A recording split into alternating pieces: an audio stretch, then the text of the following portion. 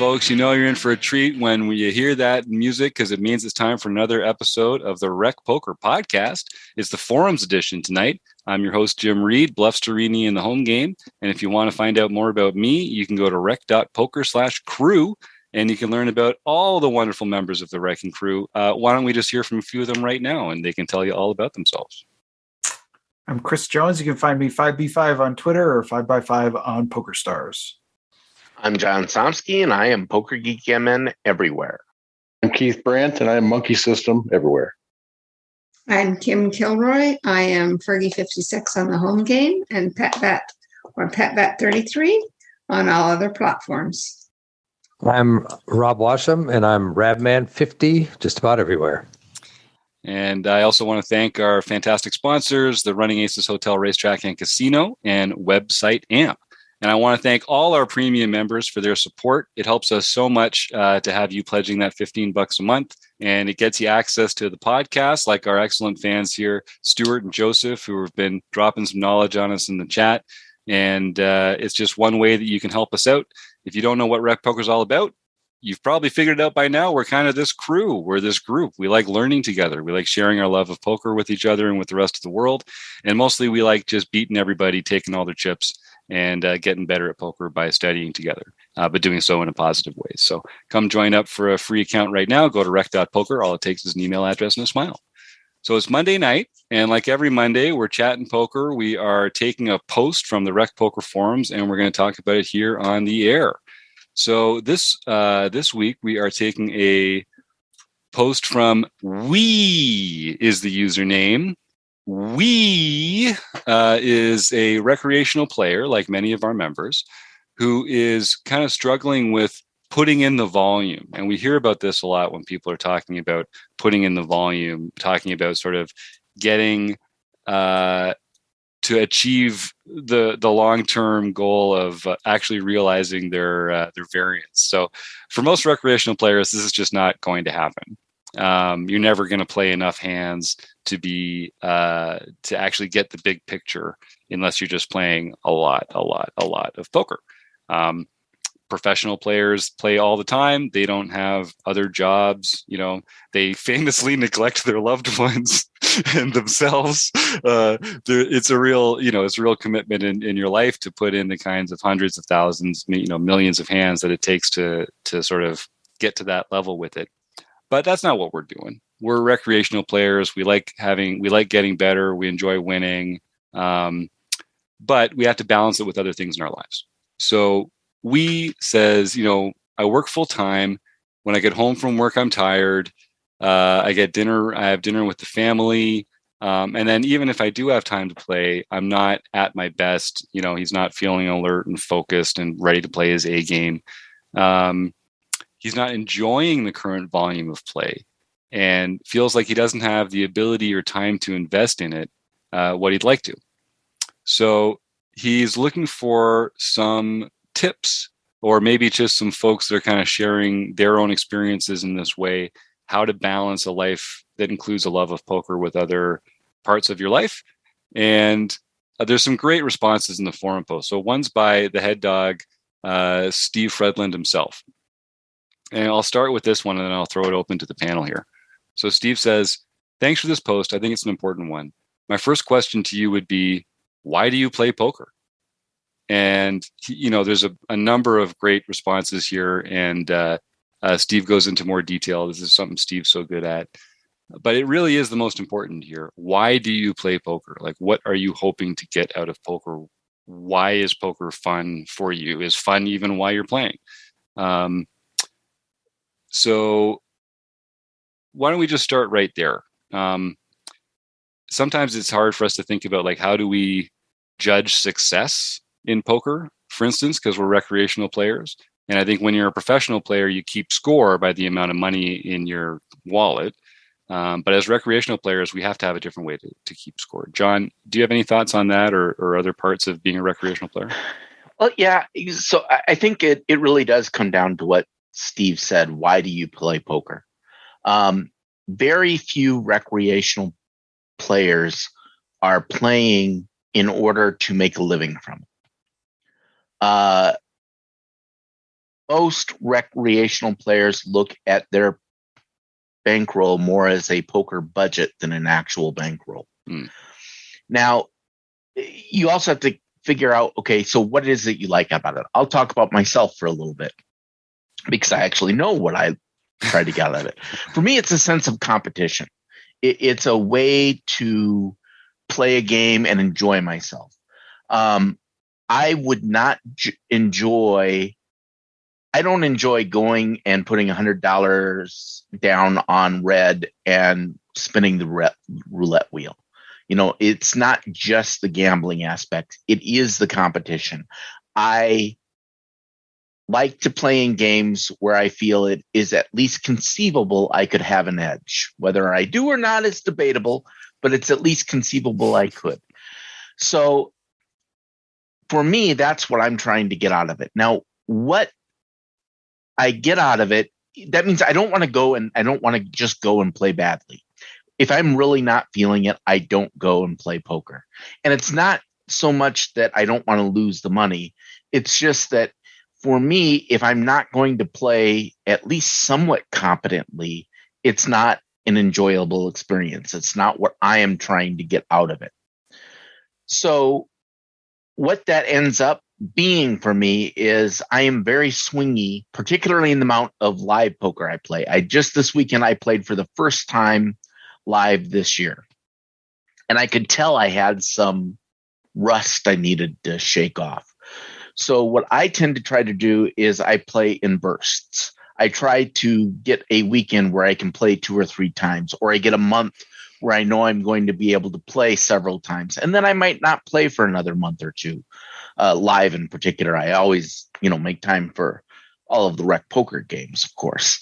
But that's the way I choose to handle it. I'm not regular about it because life gets in the way. I have a lot of demands on me for work. And I'm fine with that. I play when I can. And I've been playing for, well, as we mentioned during Marek Madness, I've been playing longer than some people listening have been alive. So, it's natural for that to wax and wane over time. And I basically play when I want to play. Sounds like he's got it all figured out, doesn't he, folks? That there are some really good responses here in the forum post. So there's one from Sir Gas Leak who says who's in a similar situation, and it's really fun. It's really comforting to see all these people responding in the forums, feeling similarly, and also sort of feeling challenged to make room for this hobby that we love so much. Because life is hard, life is busy, especially if you have a job and a family. Heaven forbid, other pursuits that you also enjoy. But poker is one of those games that your time is well rewarded. The more time you spend on it, the more time you spend actively thinking about it, the better you get. And what John said about having sort of like a budget for your play is also true. Just like with any other hobby, if your hobbies are movies, then you have time in the month when you're going to go watch movies. You've got a movie budget. If it's sailing or kites, you have to make time for that, and you have to get a boat or build a kite. So those are all things. Now, poker is nice because you can make money doing it as well, and you can also through skill, and you can also just get lucky and make some money doing it. So I see why that's a nice perk for some. Personally, I'm like John. I enjoy the competition of it. I like it when I'm trying my best and other people are trying their best and I beat them. That's sort of what I enjoy. And there's only so many arenas left for people of my old age to take advantage of that kind of dynamic. And poker has been one that I've really enjoyed. So Sir Gasleak says, for instance, in their response, that they get up early in the mornings, and that's where they make time for things that they don't have time for throughout the day. This is a great example. It's hard, but it's hard to do if you're like an MTT player. It's not like you can just get up 2 hours earlier in the morning and go get your poker out of the way before 9 when it's time to get the kids to school and that kind of thing. So that was my response here, was kind of about game selection. and choosing the kind of poker that actually naturally fits in your life. Because ultimately, you don't really want your life to revolve around poker. You want poker to fit around the other things in your life that are important, like your job and your family and getting a proper sleep and feeling, like you're fulfilling your own obligations to yourself. So, for me, that meant more single table tournaments or playing cash or other things that I can dip into and dip out of, working from home. If I've got paperwork I'm doing, I can have a screen up in the background. So for me, that was one of the reasons why I like playing cash online, because I also know I've got about a 3-hour A game window where if I've noticed a lot, my thinking just is not as sharp after 3 hours multi-tabling. So if I'm going to be putting in a session, it's just better for me to plan to do it for 3 hours. And that kind of means that unless it's Sunday and I'm playing a big schedule, it's mostly going to be cash games and smaller tournaments. Rob or Chris? It's a race. Yeah, I don't play a lot of poker online. I prefer playing live personally. What I do at home is I do a lot of studying. I play in the home game whenever I can. If I'm going to play any online poker, I might play a little cash, might play a sit and go. On the weekends, I might dedicate enough time to actually play a full MTT. But for the most part, even being retired, I don't spend a lot of time playing poker online. But I still have poker very much involved in my day-to-day life and what I do. And most of that is, like I say, reading, studying, talking to you great folks here about poker, posting in forums, reading Discord, railing everybody else that's playing and doing those types of things. So it stays very much a part of my life, so that when I do get there and get able to play in a session, I'm not too stale. It's still very much part of what I do most of the time. So I don't really worry about dedicating time for poker necessarily. I just do other things. Yeah, I love that. And it kind of goes on one of the things that Taylor said in his post too, and stems from what Steve asked about why you play poker. I think a number of people have talked about competition as being an angle. I think, there is potentially you could do it because you want to make some extra income. But like for me, what it really comes down to is the challenge. Like it's an intellectual challenge. It's something that I can continuously try to think about and improve. It's a fascinating game that has sort of an infinite number of possibilities to explore. And I think that's what makes the game so interesting and seductive. And to me, it's like just a really cool game, and one that I want to understand better. I want to play better. I want to challenge myself to do better at. And that can keep me going. If I don't have as much time to play, I can go into study sessions. I can go look back at I can do that for 30 minutes. I can look back at we do that with episodes. We look back at hand histories. There's all these things you can do in these small chunks of time. But if that's not what's driving you, and you're worried about the volume, I have tons of friends that poker is just a really fun outlet, and it's more of a social outlet than anything else. They get together, they put $20 on the table, they play some poker on a Friday night, they drink some beers, and they're, and if they make a mistake, that's all, it's just fun. And maybe that's part of what, part of what you should also be asking yourself, like, if that's part of your motivation, because there's nothing wrong with that, right? You don't have to be motivated by challenge or money or competition. If it's just the social fun part of the game, then find that as more of an outlet for yourself.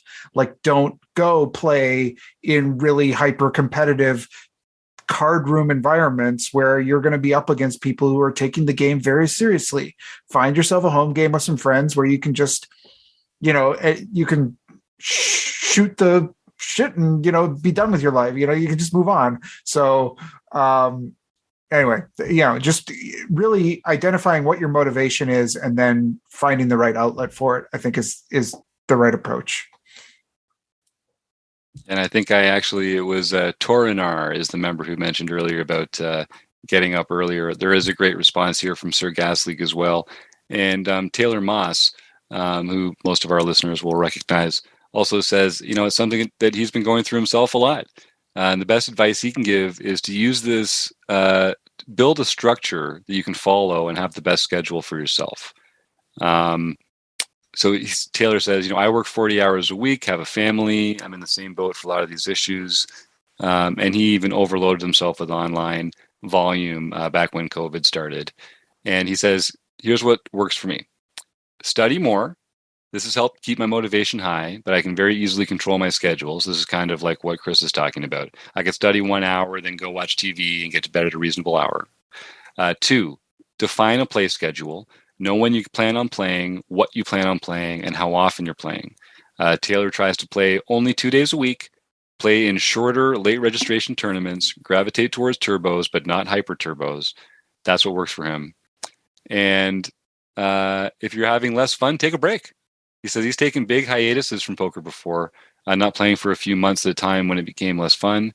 And there's no reason you have to force yourself to play, which just sounds like something that Elvita is getting to here as well. I think if you need to ask yourself, why in God's green earth am I playing / studying in this game if it isn't fun? I mean, like you said here, Joe, I can't think of a worse hobby if it's not enjoyable. Maybe live grenade catcher. Yeah, I think that one that's up there on the list. I think because for God's sake, people, our time on this life on this earth is short. If you're spending something and it's not making you millions of dollars, or it's just tickling you deliciously pink, or it's something that's like really important to you or somebody else, for God's sake, why are you spending time on it? So I couldn't agree more. If you don't love it, find something that you love and spend your time doing that instead. So I guess before we go, if anyone else is interested in just sharing what they like about poker, or what parts of the game they enjoy, or what keeps them coming back, or what success they've had balancing it with other parts of their game. Stu? Yeah, I just like the fact that it's an excuse to go see different places around the world. Like we're traveling to Ireland next week. Yep. And we can go there and we can meet people that we've met maybe in UK or in the USA, and meet up with people we've met, all over the world, and have the same interest. And it's just an excuse to travel and see new places, with the same interests, and travel with people that you enjoy the game with. Yeah, it has been great. I'll say this, like the people that I've met just through my study of poker, we've made some real friends here with Rec Poker people, because we think about things the same way. We start talking about something that we have in common. All of a sudden, it turns out we have more in common, and that's how friends are made. So I think that's a great answer, Stu. And I think it also depends, really what, just like Steve asked at the top, like, what are you, why do you play poker? And I think if you're thinking about it with like volume goals in mind, those are really just related to earning, essentially. Here, Keith, did you have something you wanted to jump in there? Yeah, I think it's important to have goals. I'll just share my personal. I'm retiring in about a year and a half, and I'm very busy in my job right now. It knocks the stuffing out of me, especially at this time of year. But I think you do want to maintain a contact with the game just to keep yourself sharp in it. And then once I retire, I'm going to act more like a grinder, But I want to be ready to kind of move into that next phase of my life and be able to do that. Yeah, but also like what Stu said, I don't go all over the world doing it, but it gets me out of the house. Yeah. So I like going to the live tournaments. I haven't been to any live cash games in quite a long time, but it's an excuse to get out of the house too. So, and it's a way to keep the mind sharp. If it's meeting all your goals, you got to have the goals to begin with. Yeah, that's a good point. And then I guess it's just the, setting smart goals that you can control. So if you want to have goals like a volume number of hours you're going to play, a number of hours you're going to study, those are good goals to have. A goal to I'm going to make $1,000 playing poker this month. That's a terrible goal. That's not something that you have any control over.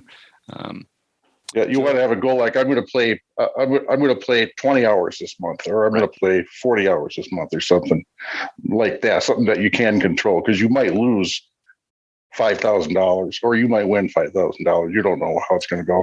Yep, that's right. Joe, I saw you earlier. Was there something you wanted to jump in with?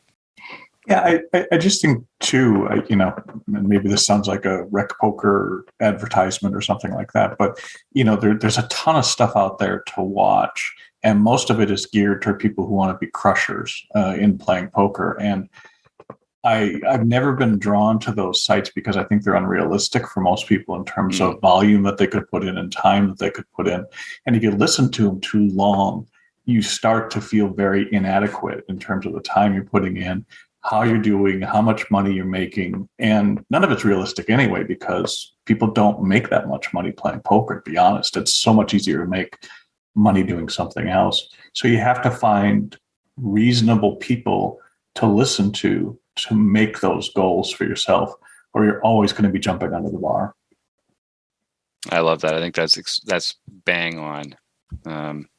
And there's also, a comment here from Eric Anderson, who's a great poster in our forums. He says, he has trouble with subscriptions as well. Like, we have a limited amount of time to spend just studying different things as well. And I think a lot of us have this, I'm going to get the subscription here and this subscription and this subscription because they're all valuable. And you get a good lifetime sale or something like that. But then we can also kind of feel overwhelmed at the amount of information that's out there available for us to study. And that can even make studying feel like a daunting thing.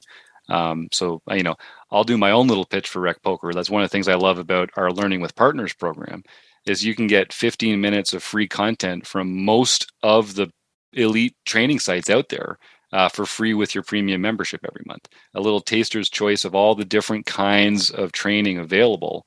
And that's just included with your Rec Poker premium membership, because those sites know that serious, thoughtful, amateur poker players like us that want to get better are going to have different ways of learning. We're going to want to learn from different people with different styles. We're going to have different amounts of time, just like our correspondent here, Weeeee, is saying in here. So finding that right fit for your life, like we're talking about, is really the most important part of it, because unless you're going to be doing this for a living, which again, I wouldn't recommend to most people, and I'm sure most serious people would also not recommend that to most people. There's got to be another reason why you're doing it. I guess my last thought before I'll wrap this up unless anyone else has any other thoughts is, just for me personally, I think I enjoy talking about poker as much as I enjoy playing it. Like, I think I enjoy even just academically studying it on my own, doing my stupid colored charts and stuff that I put together when I'm working out ranges and that kind of stuff, decision trees. Like, I'm just the kind of nerd that actually enjoys that as much as playing, maybe even more sometimes, depending on who's at the table. But so you got to find the parts of it that you do love and make time for those things. And for some of you, it might be just playing. For some of you, it might be studying in a certain way, listening to podcasts passively, that kind of thing. These can all be like different spokes on your wheel of poker.